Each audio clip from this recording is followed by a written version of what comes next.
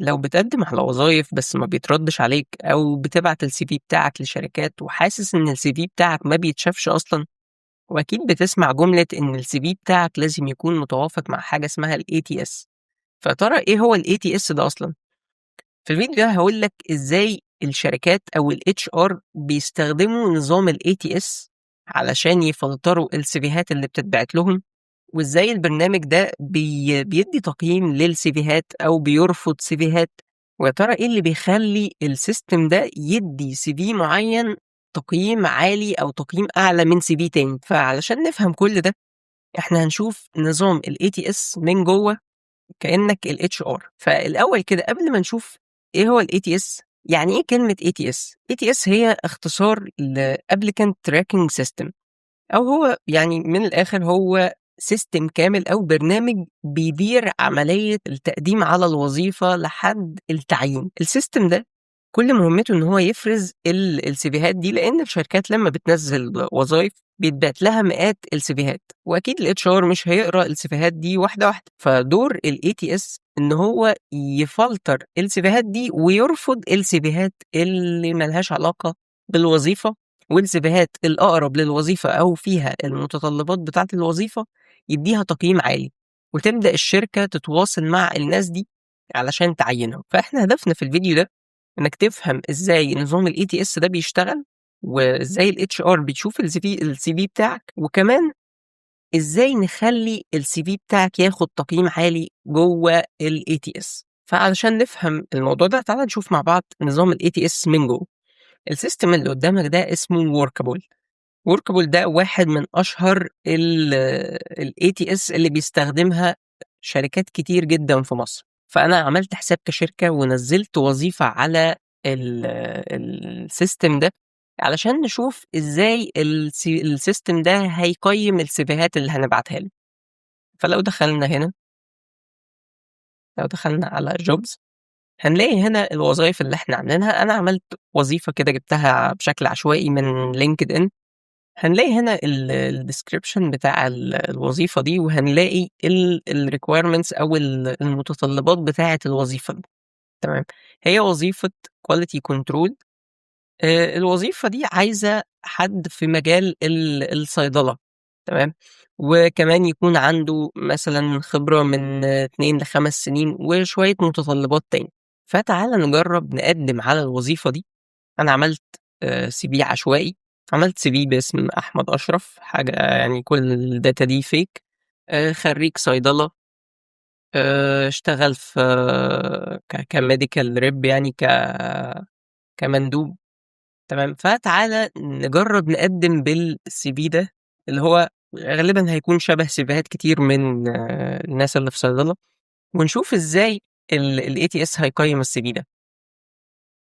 لو دوسنا هنا على apply for this job، حاجة تاني قبل ما نبدأ نرفع الCV، ممكن تلاقي شكل التقديم بالمنظر ده على link خاص بworkable. تمام. وممكن تلاقي التقديم على LinkedIn أو عن طريق الإيميل. ده مش معناه إن هو كده برّه الATS، لأ، هو كده برضه هم بياخدوا السيفيهات دي سواء من LinkedIn أو من الإيميل وبيحطوها على الATS والATS بيقيّمها. فأيًا كان أنت بتقدّم إزاي، طريقة التقديم مش هتفرق، سواء كان الapplication بالمنظر ده أو كان إن أنت بتبعت الCV بتاعك على الإيميل أو حتى على الواتساب. ممكن برضه بياخدوا كل السيفيهات دي وتتحط على نظام الATS. فإحنا خلّينا نرفع الCV بتاعنا من هنا.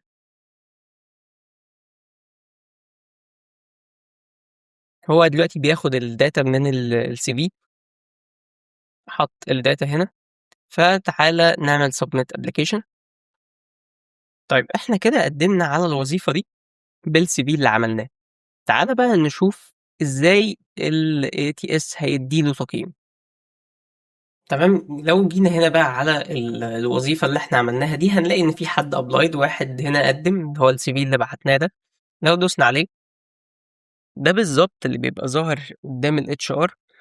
بيبقى ظاهر هنا كل بيانات الشخص اللي قدّم على الوظيفة دي، وكل حاجة خاصة بالCV بتاعه.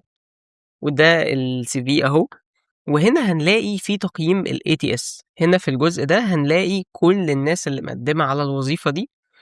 هنا هو مدّي له تقييم 63%. طبعًا ده بناءً على الrequirements أو المتطلبات بتاعة الوظيفة دي. هو هنا محقق 5 شروط من الوظيفة دي.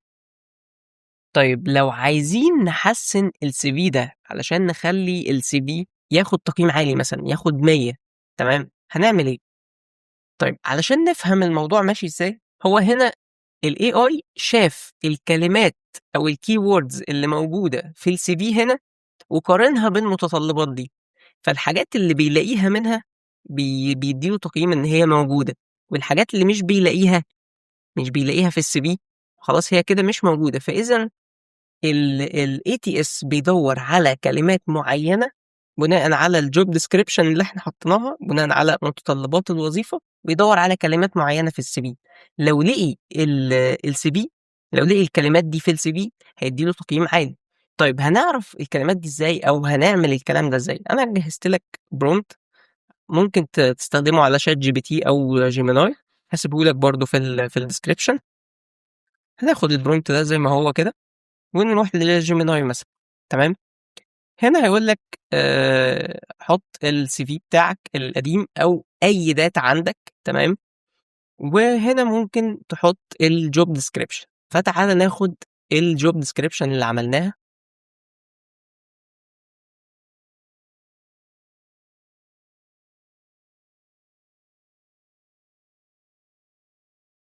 هناخدها كده ونحطها هنا، وهنا ناخد الCV، تمام.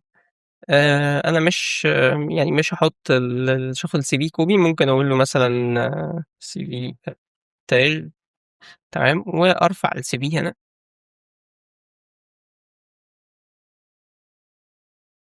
والprompt ده هيشوف الCV اللي أنا رفعته له، أو ممكن آخد الحاجات اللي في الCV ده copy وأحطها هنا، تمام، وهنا باحط له الjob description، والprompt ده بيدوّر على الكلمات الدلالية أو الkeywords دي، ويعمل لي CV بناءً على الCV اللي أنا اديته له بس فيه الkeywords دي، علشان الATS يدّينا تقييم عالي، تمام، فهنعمل submit.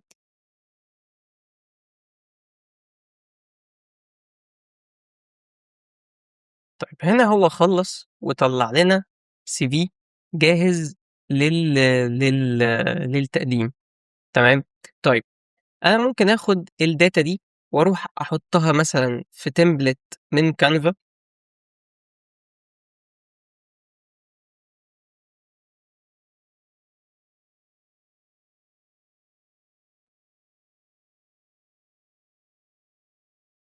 ممكن نروح لtemplate زي ده، وناخُد الdata اللي طلّعها لنا Gemini دي ونحُطّها مكان الdata دي، تمام. كده هيبقى عندنا CV جاهز، أو بكل بساطة ممكن نروح لGemini نقول له مثلًا آآ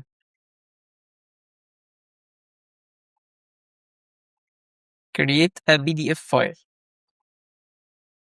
طيب هنا Gemini خلّص عمل لنا الCV جاهز، تمام، إمم.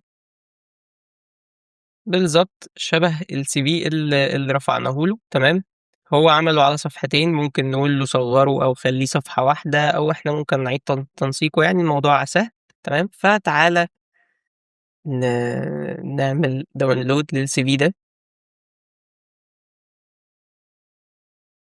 وتعالَ بقى نقدّم تاني ونشوف إزاي الATS هيدّي تقييم للCV ده بعد ما عدّلناه وحطينا الkeywords دي.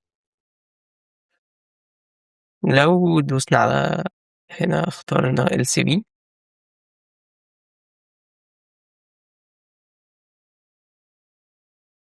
تمام. طيب هو هنا بقى طلّع لنا الCV، بس أنا هاغيّر في الإيميل بس عشان نعرف نفرّقهم، يعني ممكن نحط أي حاجة ونغيّر رقم التليفون مثلًا،